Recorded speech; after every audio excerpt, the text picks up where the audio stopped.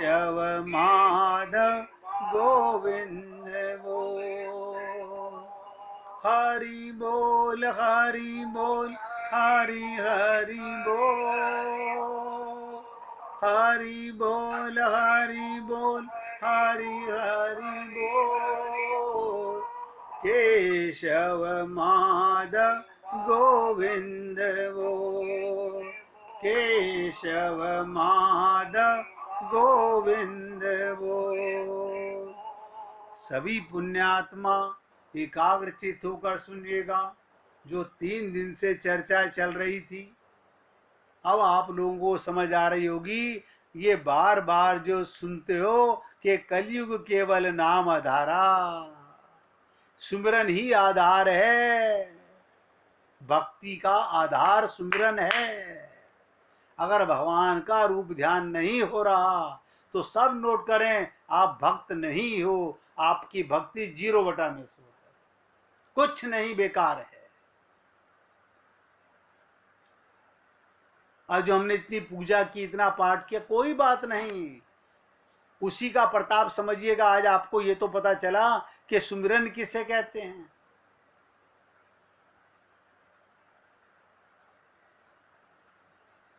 जब हृदय से भगवान को पुकारोगे, रूप ध्यान से संबंध बना के पुकारोगे, तो चैतन्य परमात्मा अपनी पुण्य आत्मा को पहचानता है, अंदर ही बैठा है।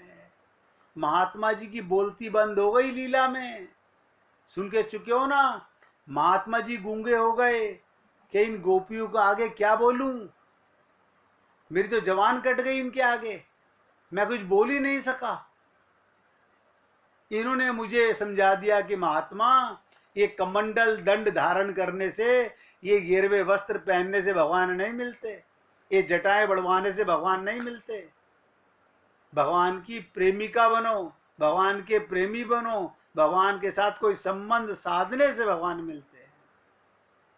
और आप और हम लोग नहीं समझ पाते इन बातों को।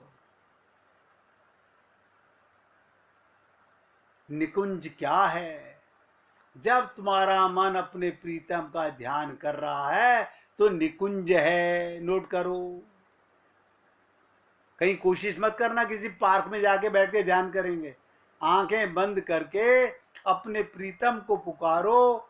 और पुकारने की जरूरत क्या है, वो तो अंदर ही बैठा हुआ है। जिस भाव से चाहोगे उस भाव से प्रकट हो जाएगा। जैसा प्रेम चाहोगे वैसा प्रेम करेगा। इसलिए मैंने कहा कि भगवान चैतन्य हैं और वो अपने प्रेमी को पहचानते हैं। क्योंकि हमारे को प्रेम करना नहीं आता तो भगवान क्या करें। हम कहते हैं हम तो इतने दिन से लगे हुए हैं, हम इतनी कोशिश कर रहे हैं, इतनी साधना कर रहे हैं। किसने कहा गला घोट तपस्या करनी है? अभी सुना ना गोपियों ने, महात्मा जी कह रहे हैं केश कटवा दो।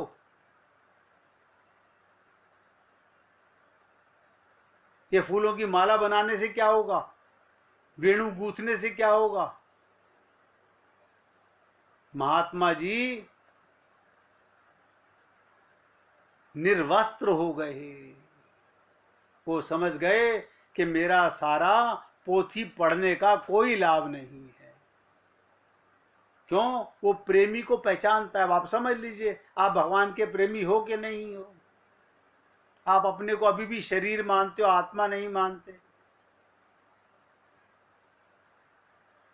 और उसकी जीवा से रास, ध्यान दीजिएगा, भगवान की जुबान से ही रास प्रकट होने लगता है, रास नृत्य करने लगता है। आपके हृदय में रस टपकने लगता है, आनंद आने लगता है।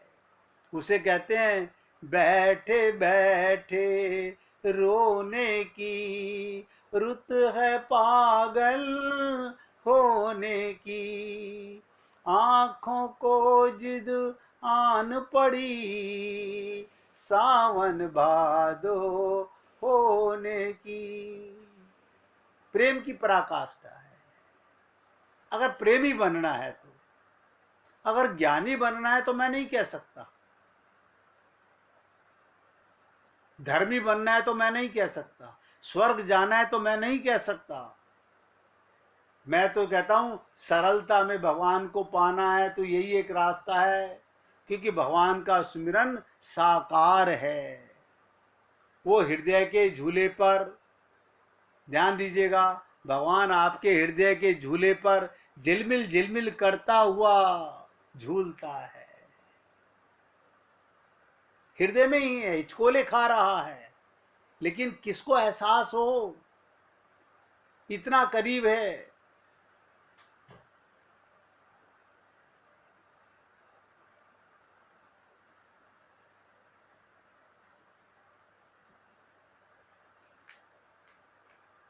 मैंने आपसे कहा कृष्ण का मतलब जो प्रेम से आपको खींच ले, आपको दो ना रहने दे, द्वैत ना रहे, एक कर दे। भक्ति का असली तात्पर्य यही है, एक हो जाना। अब देखिएगा, कृष्ण का अर्थ समझ लीजिएगा। कै माने जीव, बहुत ध्यान से सुनिएगा। कै माने जीव और री माने परमात्मा और स्नेह माने मिलन। अब समझाएगा कृष्ण का मतलब क्या होता है। जीव का, आत्मा का और परमात्मा का जहां मिलन होता है उसका नाम कृष्ण है, उसका नाम कृष्ण है।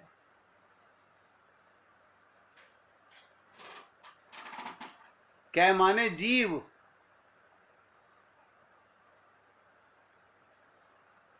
और जो री है वो ब्रह्म से लिया गया है, उसका नाम है परमात्मा, भगवान। और स्नेह माने दोनों का मिलन, सदा के लिए मिलन, ये नाम है कृष्ण का।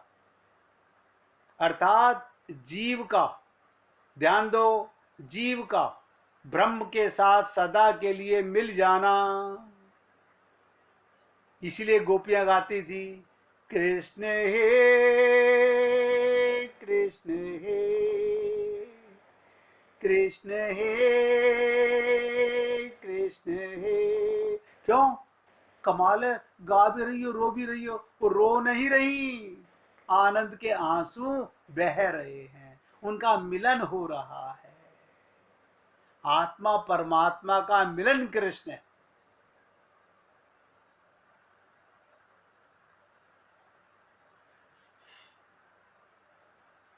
और बताऊं अर्थ, और गहरा अर्थ बताऊंगा, उससे पहले एक निकुंज की लीला और सुन लीजिएगा। आज निकुंज में रास बिहार की तैयारी चल रही है। सभी गोपियां रास मंडल को अत्यंत सुंदर सजा, प्रिया प्रीतम सभी सखियों के साथ रास मंडल में पधारी। प्रिया प्रीतम सभी सखियों के साथ रास मंडल में पधारी। प्रिया प्रीतम ने कहा आज सभी सखियां नृत्य करें। प्रिया प्रीतम के सुख की बात थी, तो प्रिया जी के संकेत होते हैं। ध्यान दीजिएगा, प्रिया जी के संकेत होते हैं। सभी मंजरियां वाद्य यंत्र बजाने लगी और सारी सखियां अनुपम मधुर नृत्य करने लगी। सभी सखियों कभी गोलाकार आकृति में, कभी चतुर्भुजाकार आकृति में नृत्य करने लगी। नृत्य शैली भी, भंगिमा बहुत सुंदर, सबका मन मोह लिया।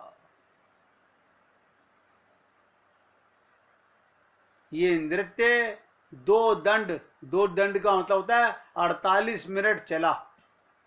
निकुंज में समय का मापदंड से किया जाता है। एक दंड मतलब 24 मिनट। अब सारी सखियां नृत्य को विराम देकर, अब सारी सखियां नृत्य को विराम देकर प्रिया जी के समीप बैठ जाती हैं और प्रिया जी की कृपा भरी मधुर मुस्कान को निहारती हैं। अपने हृदय में भगवान को लाओ, उनके प्रेम से उन्हें निहारो। आज हमारे नृत्य से प्रिया जी को कितनी प्रसन्नता हुई। आपका श्रृंगार हो तो अपने परमात्मा के लिए हो। कुछ समय के बाद जब सब सखियां और मंजरियां सो जाती हैं, ध्यान दीजिएगा, तब प्रिया जी चुपचाप से अपने निकुंज से उठती हैं। आज प्रिया जी के मन में सभी सखियों की सेवा की भावना उदित हो जाती है। राधा कृष्ण कौन सी सेवा करते हैं, ध्यान से सुनिएगा। प्रिया जी के मन में सभी सखियों की सेवा की भावना उदित हो गई। शयन कक्ष में एक खिड़की है, प्रिया जी उस खिड़की से बाहर निकल कर आती हैं। अब प्रिया जी ने ललिता जी का रूप धरा। राधा कृष्ण जब चाहे जो रूप धारण कर सकते हैं। आज प्रिया जी ने ललिता का रूप धर लिया, मोर पंख रूपी वस्त्र धारण कर लिए और सबसे पहले सुदेवी के कुंज में प्रवेश करती हैं और सुदेवी के पास जाती हैं। सुदेवी जी ने पूछा, कौन? राधा रानी ने ललिता के रूप में कहा, मैं ललिता हूं। सुदेवी जी ने पूछा, इस समय कैसे आना हुआ? राधा जी ने कहा, आज तुम नृत्य करते करते बहुत थक गई हो, इसलिए मैं तुम्हारे पैर दबाने आई हूं। सोच के देखिएगा, बहुत गहरे संवाद हैं इनमें। तुम नृत्य करते थक गई हो, इसलिए मैं तुम्हारे पैर दबाने आई हूं, जिससे तुम्हारी थकान दूर हो जाए। सुदेवी ने कहा, यह उचित नहीं है, आप हमसे बड़ी हैं। तब ललिता रूपी प्रिया जी ने कहा, शोर मत करो, चुपचाप लेटी रहो, मैं थोड़ी देर ही पैर दबाऊंगी। सुदेवी जी मौन हो जाती हैं और प्रिया जी जो ललिता बनकर आई हैं पैर दबाती हैं। थोड़ी देर में सुदेवी जी की थकान दूर हो जाती है। समझिएगा, जिस दिन राधा कृष्ण का मिलन, आत्मा परमात्मा का मिलन होगा, सारे जन्मों के दुख संताप एक सेकंड में भस्म हो जाएंगे। राधा रानी ललिता रूप में हर एक के कुंज में जाती हैं एक एक करके और सभी सखियों की चरण सेवा करती हैं। अंत में जब ललिता जी के कुंज में आती हैं, तब प्रिया जी ने अपने को तुंग विद्या नाम की गोपी बना लिया, उनका श्रृंगार कर लिया और कुंज में प्रवेश किया। ललिता जी ने पूछा, कौन? प्रिया जी ने कहा, तुंग विद्या रूप में कहा, मैं तुंग विद्या हूँ। ललिता जी ने पूछा, इतनी रात में क्यों आई हो? तो तुंग विद्या जी ने कहा, आप नृत्य करते थक गई। तब ललिता जी ने कहा, ठीक है। तब प्रिया जी ने ललिता जी के भी चरण सेवा की और थोड़ी देर में ललिता जी को क्या लगा, ये तो कृष्ण पैर दबा रहे हैं। राधा जी, वो तुंग विद्या कहाँ गई? उनको एहसास हुआ कि इतने सुकोमल चरण जो मेरे को लग रहे हैं, स्पर्श पाते ही राधा जी के, वो अपनी उसको भूल गई और राधा जी तुंग विद्या जो बनी थी कृष्ण के रूप में प्रकट हो गई। आप सोचिएगा, आपको और मैं जब ये निवेदन करता हूं कि रात्रि में जब आप लोग सोते हो तो आपको नहीं पता चलता। जब आप कहते हो हम बड़े आनंद से सोए, वो आनंद क्या होता है? कभी सोचा हमने वो आनंद क्या होता है? वो आनंद ही कभी राधा बनकर कभी कृष्ण बनकर आत्माओं को अपना प्रेम पिलाते हैं। जिस समय भी आप रात्रि को संसार को भूल जाते हो, अभी आप सोचिएगा, आप भूलते हो कि नहीं भूलते हो? आपकी थकान कब उतरती है? जब आप संसार को भूल जाते हो, तभी आनंद आता है। इसलिए मैं आपको बताना चाहता हूं, जिस दिन आप दिन में भी भगवान के प्रेम में गोते लगाने लगोगे। आपको जैसा आनंद रात्रि में राधा कृष्ण की गोदी में आता है, ऐसा ही आनंद दिन में भी आने लगेगा। मगर आने कब लगेगा? जब ये मन संसार का विस्मरण करके भगवान का सुमिरन करने लगेगा। और आप और हम लोग सुमिरन नहीं करते।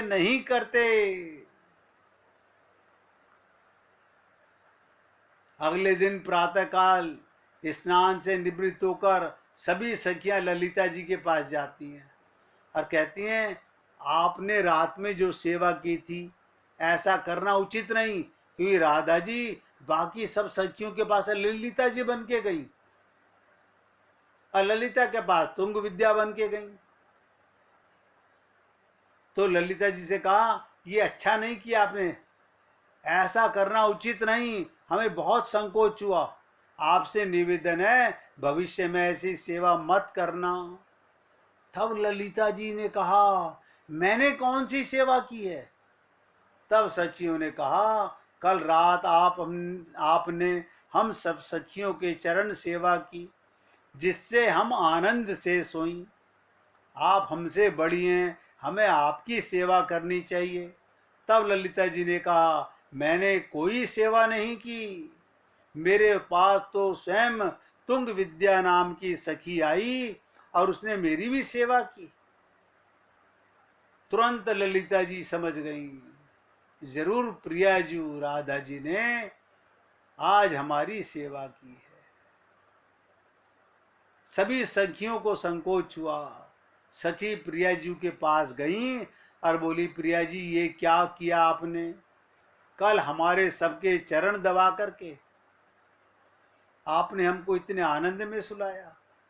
तो राधा रानी क्या बोली, तुम सब मेरी प्राण प्रिया सखी हो, तुम मेरी और श्याम सुंदर की कितनी सेवा करती हो। कल मेरे मन में भी तुम्हारी सबकी सेवा का भाव आया, तो मैंने ही सब सखियों की चरण सेवा की।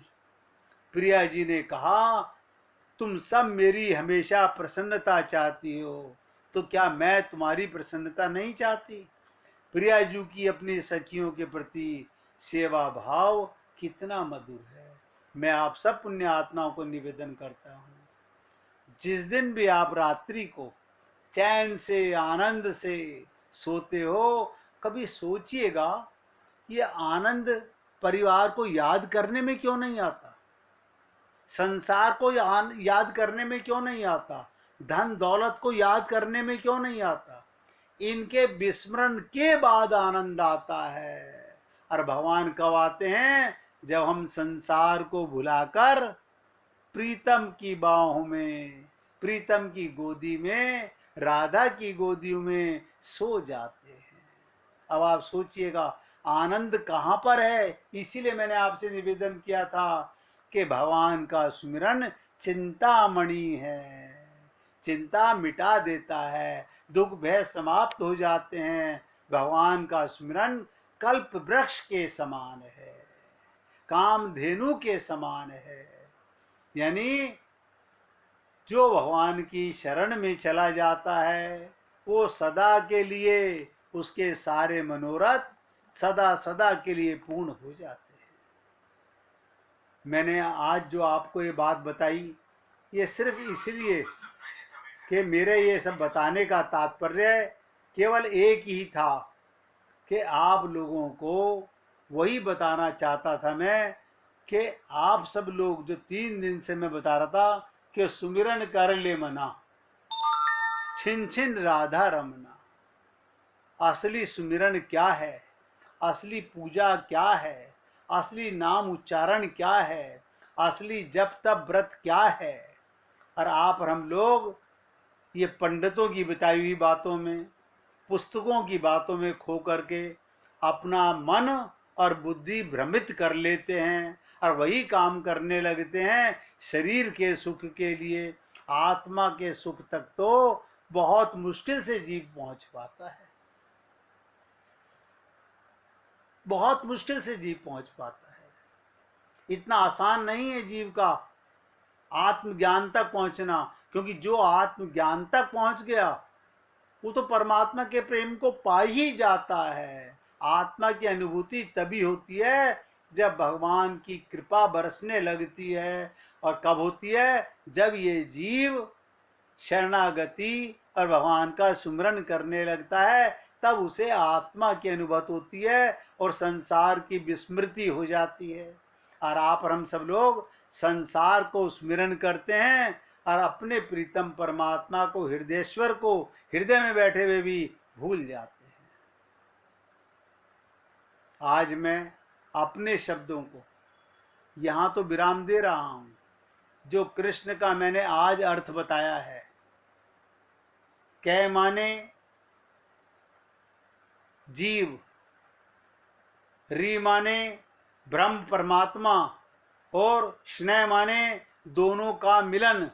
अब आप समझ लीजिएगा, कृष्ण के अंदर जब तक जीव जाएगा नहीं, अपने को आत्मा मानेगा नहीं, तो परमात्मा का मिलन होगा कैसे? अभी बहुत चर्चा करनी है इस विषय में, बहुत गहरी चर्चा है, बहुत गूढ़ चर्चा है। इसमें मीना जी भजन सुन रही हैं, अगर उनको याद हो, ये ना सोचें कि मेरे को 4 लाइनें याद हैं। 4 लाइनें सुना दीजिएगा। एक बार नंद नंदन। अगर मीना जी सुन रही हैं और सुना सकती हैं तो बहुत अच्छा लगेगा।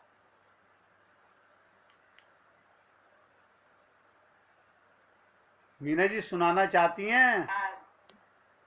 सुनाइए। हाँ, सुना रही हूँ। सुनाइए।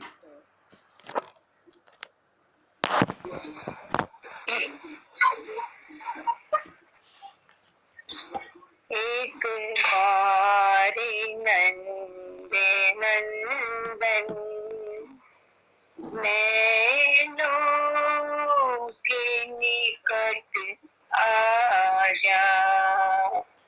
एक बार नंदे नंदन नैनों के निकट आजा।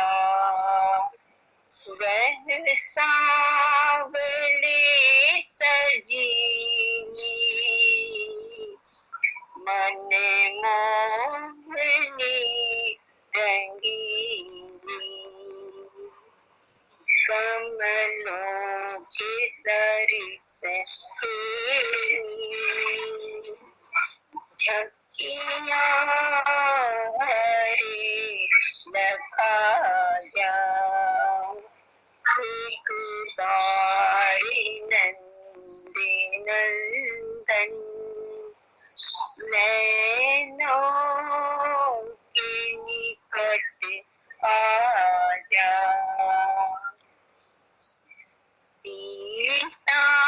पीतांबरी की धोती पटी तेरी ज्योति। पीतांबरी की धोती पटी तेरी ज्योति। छटा होती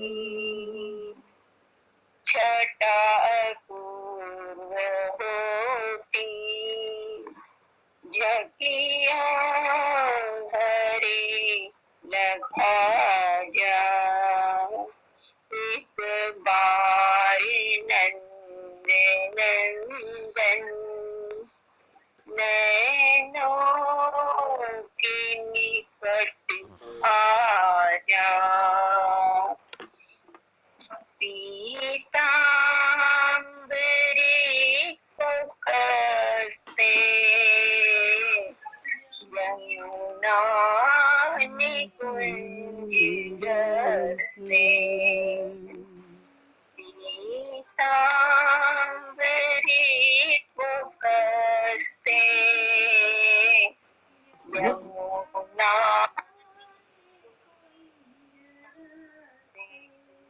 हरि मंद मंद हंसते या रे लखा जा एक बार नंद नंदन नैनों के निकट आ जा एक बार नंद नंदन नैनों के निकट आ जा। बोलिए वृंदावन बिहारी लाल की जय जय जय श्री राधे जय जय श्री राधे। बोलिए लाल जी का मंगल हो सभी पुण्य आत्माओं का मंगल हो। सबको राधे राधे भैया सबको राधे राधे भाई राधे राधे राधे राधे राधे राधे राधे राधे जी राधे राधे।